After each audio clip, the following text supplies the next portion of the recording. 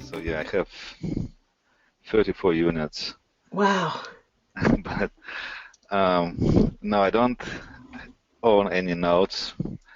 Well, I'm thinking that if I would like to sell any of my properties, I may wish to use seller financing. Yeah, And so I definitely. want to be educated and definitely need your help for this part. Yeah, fantastic. Well, very good. Are your 34 units separate single families or are they apartment buildings and things? I have a couple of single family, but I have duplexes and fourplexes. Oh, gotcha.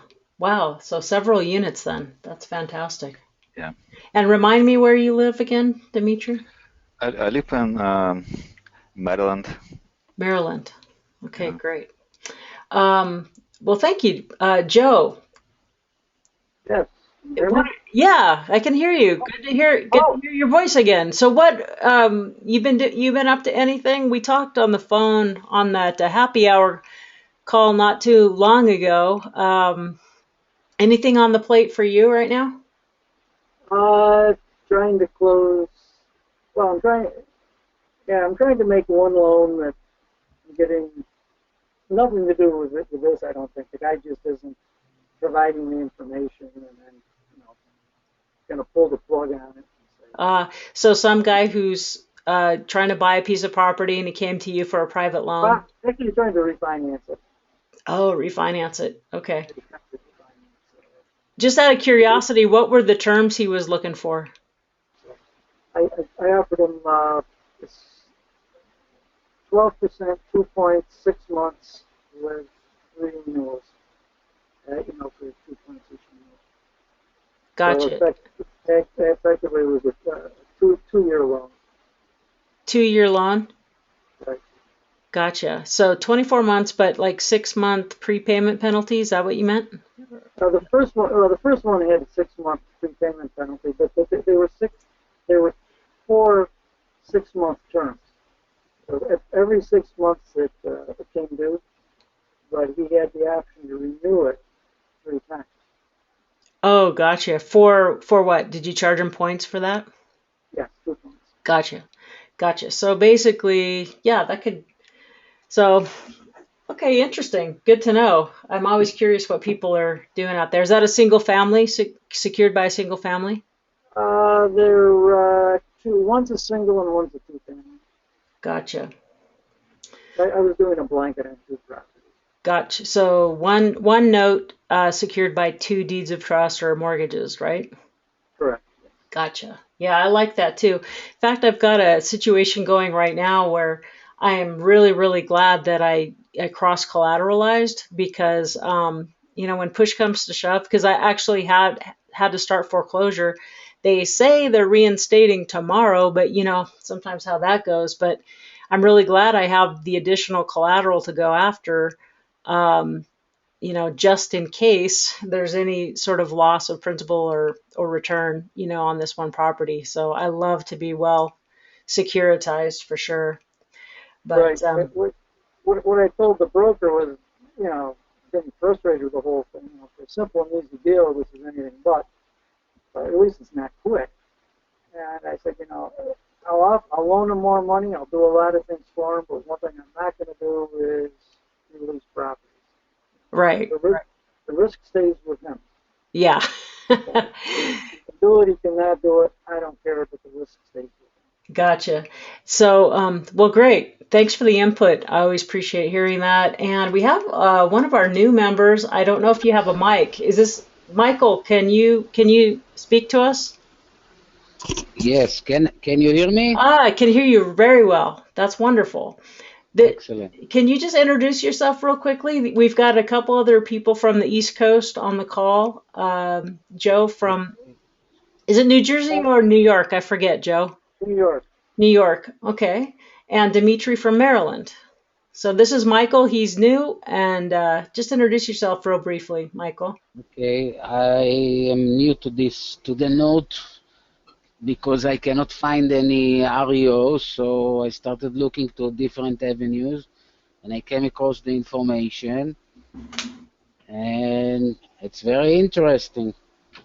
I have a few assets that I get rent from, but the notes makes a lot of sense because I'm close to retirement and I want to get a stream of income for retirement, and partials that I keep the end of the note makes a lot of sense for retirement if it's done right in IRA or Roth IRA.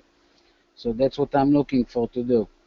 Yeah, fantastic. But so always great to have some new people on the call and great questions and situations come up. So really glad to have you guys here. So so for what I've decided to do is like at the beginning of each of these transaction review and calculator practice, I want to have like a little problem to solve because like if I consistently go through different exercises with the calculator, I not only keep my own skills up, but it's kind of like a just sort of a fun thing to like help expand the way we can use the financial calculator. So, do you guys have this HB10B2 or a version of it? Yep. Yes. Okay, so you guys solved the question. I'm gonna just clear all on mine. How much would you have to save each month to end up with 100,000 in 10 years if you can grow your money at 5%? How would you put that in there? This isn't fair for you, Mike. You're a financial planner. Okay, so how much would you have to save each month if you want to end up with 100,000 in 10 years if you can grow your money at 5%? So what's your guys' answer? Or what would you do first? But I'm going to put since I know this number, it's kind of like algebra, right? Like solving for the x. I know 5%. Okay, I'm going to put that in interest rate. And I'm assuming that I'm each month, so I'm not really putting a present value. I'm not like front loading it. So really nothing is in this one, present value. What goes in n in term? 120. Pardon? 120. Yeah, 120. Right. Does everyone follow that? In 10 years, which is 120 months. So, and well, because I have you can set this to different time periods, but I have 12 payments per year, which is one per month. So that's 10 years, 120 months. And this is the part I don't know, right? Is how much I'd have to put in every month. But I do know what I want to future value, what I want to end up with, right? So how would I put this one in? Is it Well, negative? Yep, exactly. Thank you. Because it has to be the opposite, right? Just for me, I always put payment and future value as negatives and these as positives, although that's just a personal preference. They just have to be opposite, right? Because, all right, so now I want to solve for payment. Okay, so if I can grow my money at 5% and I want 100,000 in 10 years, I've got to put this much away per month. What if I could grow it at 8%? Okay, great. Now I only have to put away 546. And this is assuming it's sort of like an annuity, which is tough to do in real life just with notes and properties, but I think these are interesting sort of practices. What if I can grow it at 12%? Then I only have to put in 434. So anyway, that's just kind of our little practice session. I'm just going to bring up a deal that like I'm in the midst of doing right now, and I think it would be interesting to get your guys' thoughts of different ways maybe I haven't even thought of to put this deal together. So this the way that being in my new area here in Reno, and I got hooked up with a real estate investment group. It's a small group that just they meet casually for lunch every Wednesday up at the Pepper Mill. It's an old casino up there in Reno. And through that, I met a guy who, several of them are involved in real estate investing. Anyway, that's kind of one of the best ways I'm finding is being in a new place and I want to start playing in my new backyard. Is just connecting with people who are doing the same. So the first thing that happened is out of that group, a guy who um, is doing a lot of deals. He had one that he wanted to a joint venture partner. So he had the deal and he could do the rehab, but he didn't have the money. So we partnered up that way. And I brought the money, and he's now fixed it up, and we're now on the market and hoping to close that this month.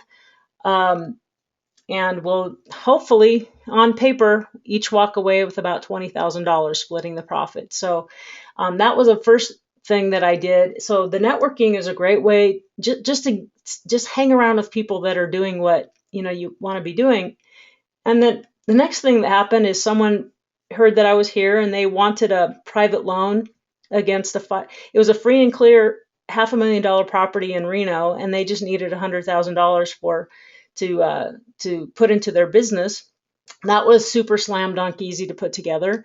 And then the next thing that happened is that someone got a lead out in part of the neighborhood that was close to me but far from them. So they just said, "Hey, this is out of my range, but I heard that this lady, this guy has a property. He's like a wholesaler. He just gets things under contract and then he likes to flip them for whatever 2,000, 5,000, whatever he can get. He had this contract for 70,000 on a mobile home on land, which is kind of a common product in this part of the country. Not maybe right in town, but in sort of surrounding areas. But he didn't have the cash to close, and he was having a hard time, so he didn't know what to do with it. And I said, well, I can't pay 70,000 cash because the numbers really don't work. But what happened is, so that's how I got this deal in my lap, was just someone couldn't do something with it. And I was hanging around with the people that just said, "Hey, this is out of my neck of the woods, but it's not far from you. Why don't you see if you can take a crack at it?"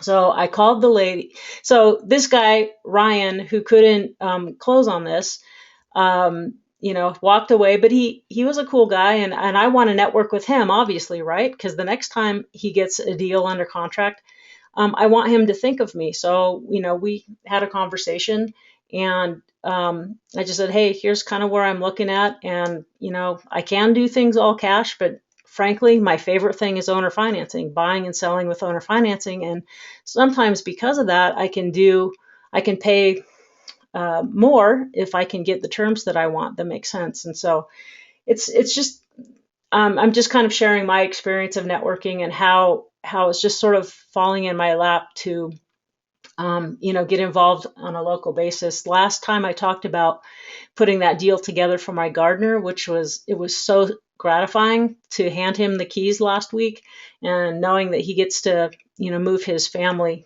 into a 3-bedroom 2-bath instead of the 2-bedroom 1-bath that a family of 5 was inhabiting. So I find that to be very gratifying. But anyway, so she was going to take the 70,000 cash, but the guy walked away because he couldn't put the deal together. But he gave me her number, and I called her and I went out there. But before I got to her, she had just barely listed it with a realtor for 95,000. And I said, "Oh, so I thought you listed it with a realtor." And she says, "Yeah." But anyway, she goes, I said, "I can give you the 70, but basically, what are you going to do with the cash?" And she says, "Well, honey, I don't have 2 nickels to rub together. Her husband died back in March. He'd been sick for a very long time. There was deferred maintenance. The property needs to be cleaned up, obviously, but basically not in bad shape, really." Um, and like 1.5 acres. And so there's a lot of room for people who want to garden or have animals or have lots of toys. Like out in this part of the country, people like their trucks and their motorcycles and their ATVs and, boats, things like that. So, anyway, so after we talked, I said, "Look, I can't pay you 70,000 cash." And I said, "But you need income?" And she says, "Well, yeah." And I said, "Okay. Well, if you take the money from the sale and put it in the bank, what do you think they'll give you for interest rate?" "Well, maybe 1%." And I said, "Well, maybe it's in a CD or something. I don't know. But I said, probably less than that, maybe 1/4%, maybe 0.5%. I said, look, I can, if you'll be the bank for me, I can pay you 3%.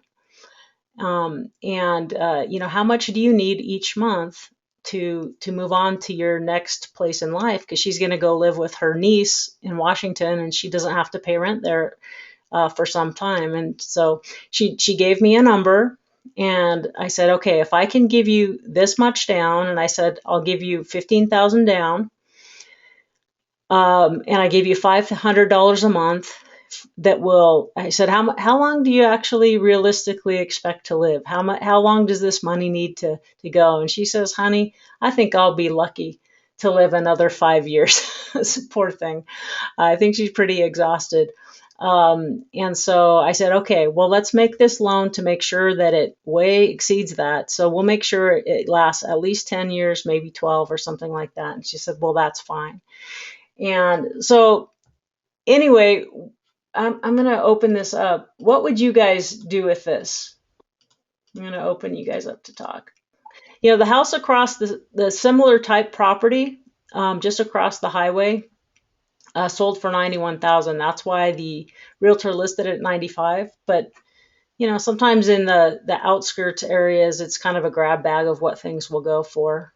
There's things listed from anywhere from 65,000 to 100 to 200,000. So anyway, any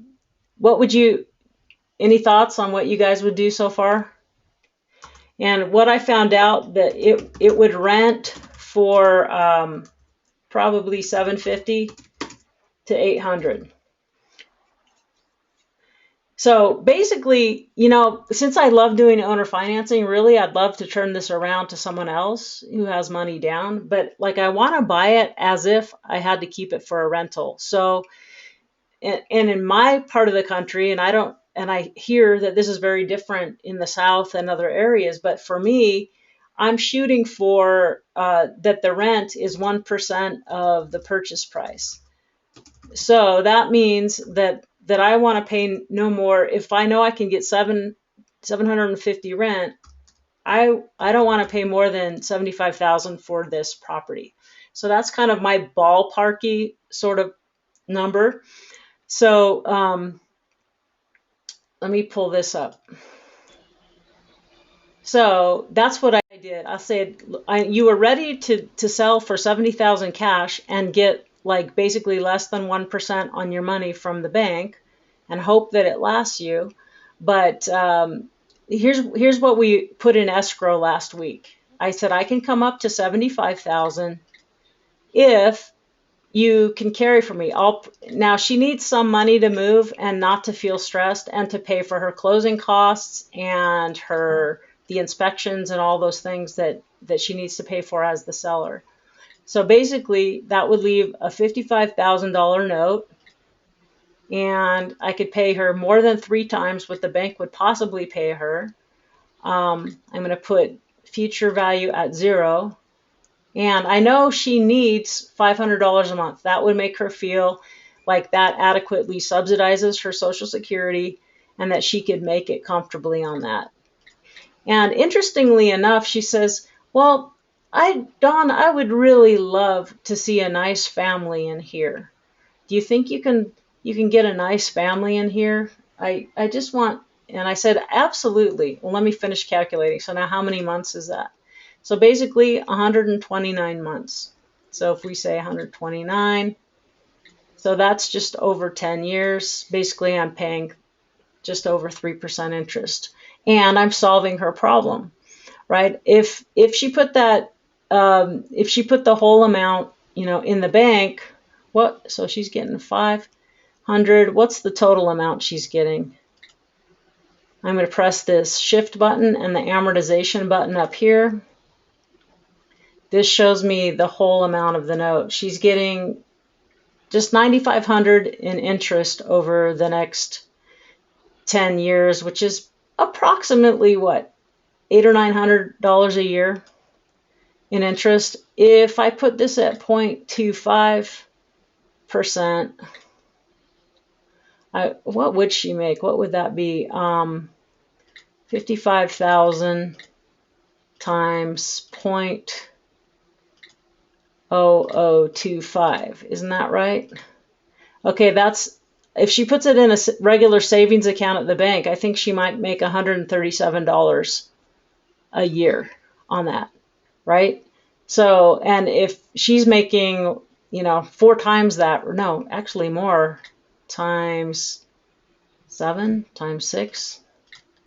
Yeah, she's making 6 to 7 times just being the bank on this property. So one of her first things, and please do the chat button or speak up if you have any thoughts or questions. But, one of the first things she says, well, I don't want to have to foreclose. And so that's why, and I also need money to move and to pay my expenses.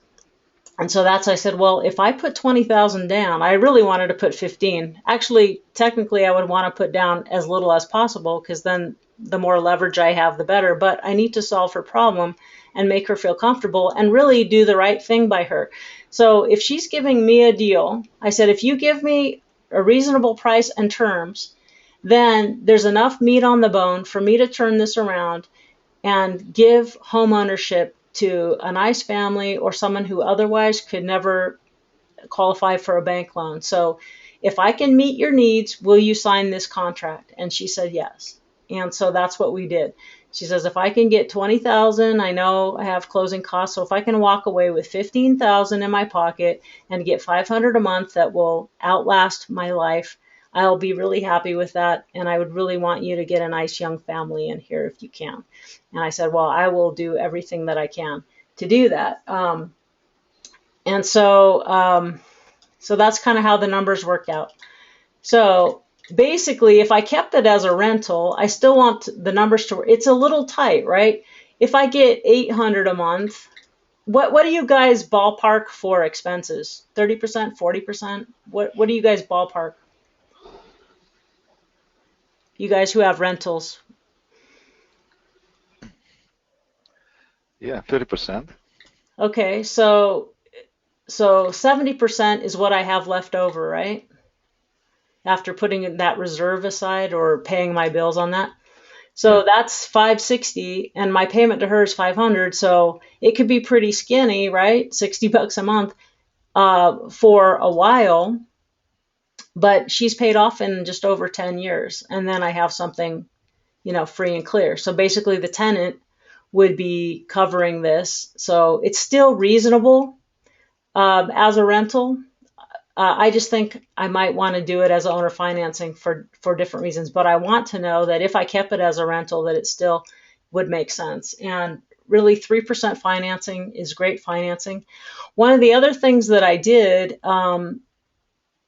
is, let's get to here, is I said another thing that would juice it up for me, and I said, you're going to be moving and living for free with your niece for a while.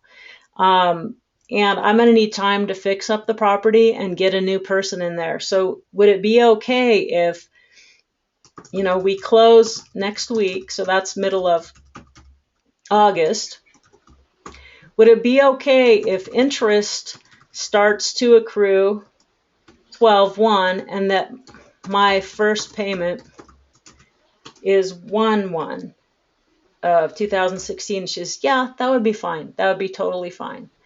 So that helps me out because I did stretch up 5,000 more than I wanted to pay, and I'm coming out with more out of pocket than I actually wanted to. But that helps. The next thing I did is I put in a first right of refusal to buy the note. So that means like if down the road, like a year from now, somebody, one of the bigger companies does their mailers and she gets this saying, oh, I didn't know I could sell my note. And that just gives me the right that I get to buy it for the same price that would be offered to any other arm's length note buyer. So if there's a balance of 50,000 and they're offering her 35, I have the first right of refusal to buy it at the same price. So I wrote that into the note. That gives me an advantage because I have more ways to play this if she ever wants to cash out or if she dies and her family wants to sell the note. I'm right there in first place.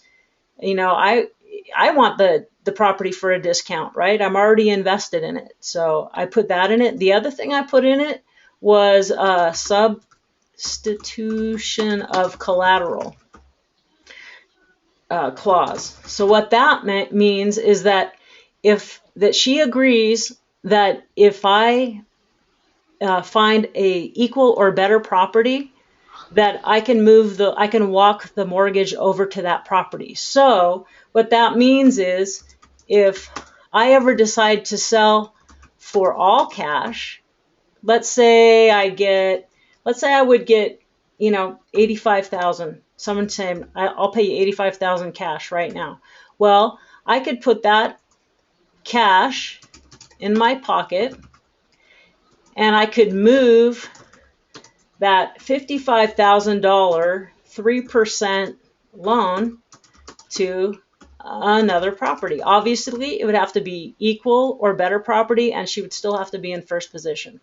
But isn't that great? Like, I really love that feature. So, if I got another property, technically, the guys that I have listened to,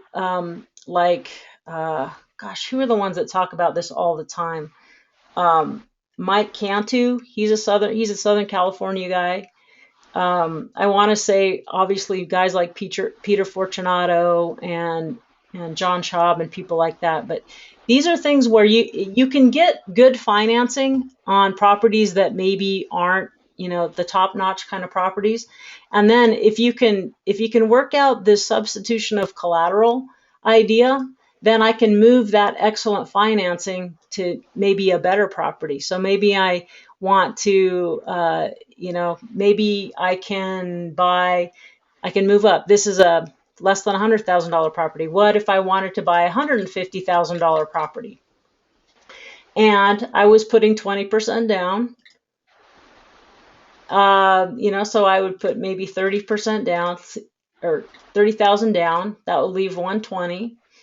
And if like that seller of that property would go in second position, I can move a 3%, or I could take, here's how it would work. I would get 85,000 from the sale of this property, or yeah, so I'd have all that cash for the down payment plus, anyway, so that between what I would put down on the new property, I could move this excellent financing to a new and better property. That's a great technique that I'm really anxious to employ here is to find properties that I can get really good financing on, and then I have the option if I want to walk those over to another property. Working the numbers out right now it's hard for me to do public math, oddly, but anyway, does that make sense to everybody? Yeah. Any comments or other things I should be like you would be thinking about if it were you? I have a question. Yeah. If this note is sold, what would be possible interest rate? So you mean like if she decided to sell the note that Yeah. Okay, so here's a realistic. Okay, let's recreate this 3%, 129. Okay, here's the note, right? Mm-hmm. Oops.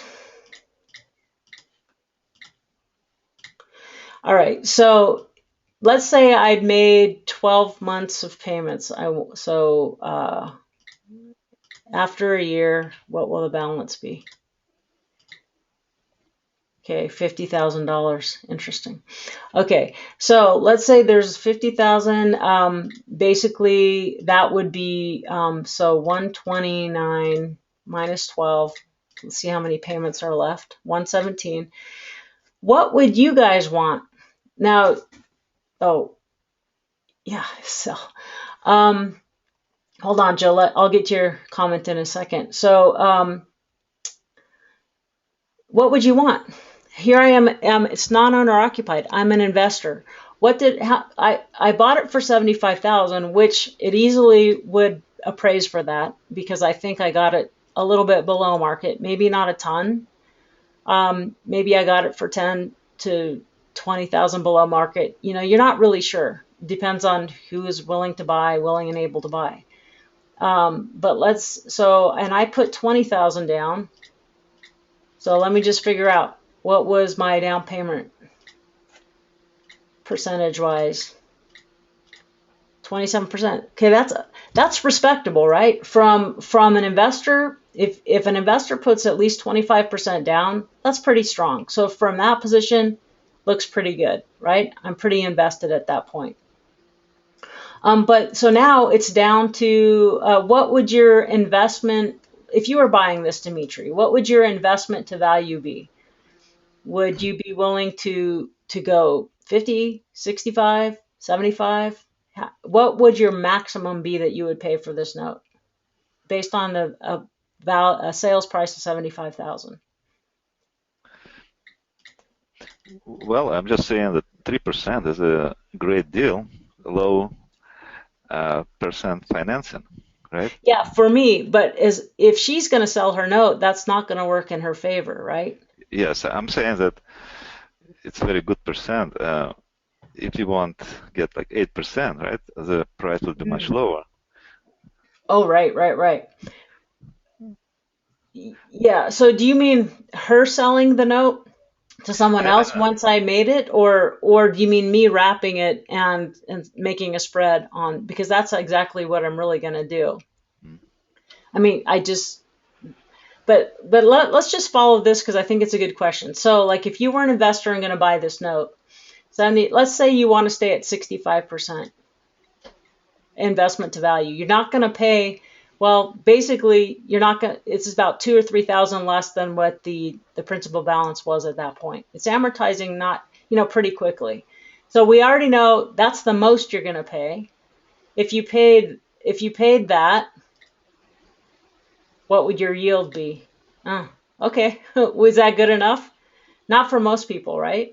What yeah. what's good enough on this? Let's say what's your number? 8, 9, 10, 11, 12? Let's just plug in. What would your yield requirement be? What do you think the best is that a fund, one of the larger hedge funds might pay their yield? I think 8 would be the Yeah, I think they might. investment. They're really buying at pretty low yields. I mean, sometimes they won't. Some deals they just walk right by. But sometimes, let's say that she got someone, a big fund like First National Acceptance or whatever, would pay 8. There's a few larger funds that are buying down to these yields. Okay, then what will you pay? So now it's 40,000. So basically a $10,000 discount. So with my first right of refusal in there, then um, I would have the right to buy it for this same amount if she could prove that she had it under contract. More likely, if it was me bidding on the note, I'd be no less than 12. So then, that's a $15,000 discount. So if she got someone willing to pay or wanting a 12% yield, then, and I had the right to buy the rest of my own note, basically that's me getting a short payoff on my own note. So I like that option. So the 3% that she's offering me isn't good for her if she's going to sell the note. If it's good for her if, well, she just needs income, right? And if she takes all cash, number one, the bank's not going to give her hardly any interest at all. And number two, if she goes through it and spends it and she outlives her money, that's going to be trouble for her. Things have a way of disappearing. Grandkids need help, things like that. So, but it's good for me, and that financing helps me to pay. I stretched up 5,000 to pay more than I really wanted to, and put more down than I actually ideally wanted to. But um, because of this financing, it helped me give her a price and give her the monthly income that she's looking for, and it still makes sense for me, especially in the context of let me see what Joe said. What's your exit selling on a wrap? Exactly. So let's talk about that and see. Even as a rental, I know I can squeak this out, and that as a long-term hold, this would make sense, right? After 10 years, I'll own it free and clear, and I'll have that rent coming in, forever. right? We know that properties never need major rehab, right? Especially mobile homes. Just kidding. Okay, so then knowing that I'm closing on, that we're trying to close on this next week, I go, well, I want to start testing the market, and so I put it up in Craigslist. I said 99,000 home, mobile, on land, owner may carry, no banks needed. And I just wanted to see, what I would come up with. Because what I did is go, I wonder what would it make sense for me to, sell it. If I could sell it at, ideally I would want 20,000 down. If I have to put down 20, it would be nice to put that back in my pocket or more. But realistically, probably not going to get it. But I said, if someone can put 15,000 down, I just did this number, then they'd have a note for 84,000. And I think if it would rent for 800 and I can give someone, and I can get it for P&I 800 and they take care of taxes, insurance, and maintenance, let's see how that works out. And if I want them to be able to own it in 15 years or less, let's see what my yield would be. Okay, so would I be willing to do an 8% loan? Maybe she pays me 802. Yeah, I would, because what's my underlying? Now, this person who would come in and pay this, that's just P&I. Taxes, insurance, and maintenance does not come out of my own pocket. So this is just my money. So 802 comes in, I just have to pay 500 out. And there I get, without any hassles, calls in the middle of the night. The well went dry, the septic, well, I guess that would be a big problem for all of us. But the toilet's clogged or something like that. I don't get those calls. So that's 300 a month. And I'm going, well, that's cool. So how much is that good? Yeah, I like that spread. Well, how much is it costing me? So basically for 129 months, if I only say it's for 100, I'm having, what is that, 4 years beyond that? 30, so 50, yeah, 4 years beyond, after I'll be getting this for 4 years longer than I have to pay on this. But let's just pretend that I only get it for the same amount of time. So if I put 20 out and I'm only getting 15 back, how much of my own money have I left in this deal?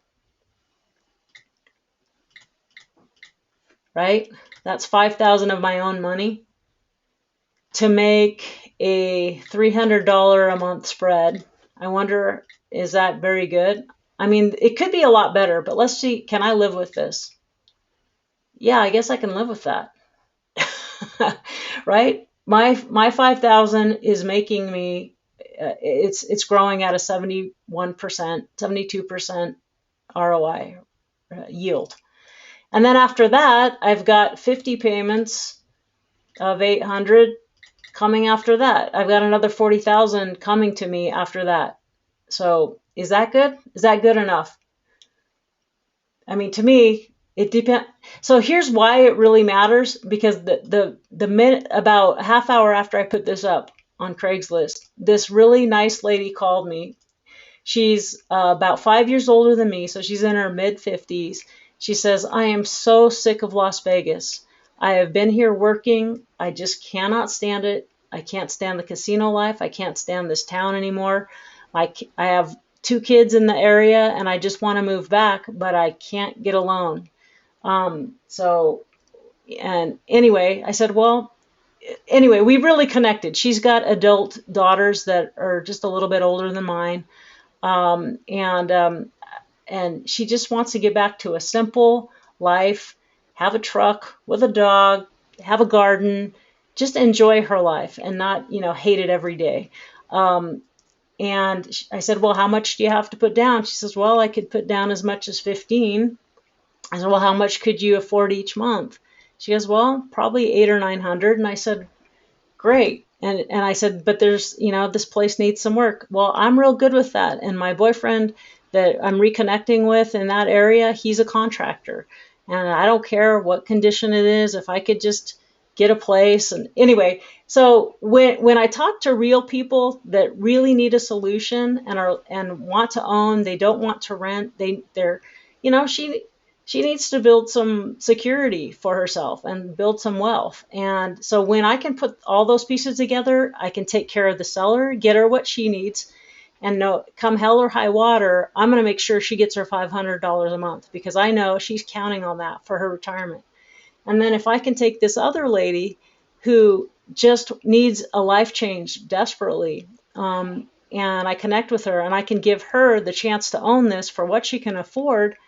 And in the middle, if I can make enough income to keep putting food on my own table so I can keep doing this, step and repeat, I love this. I really love this.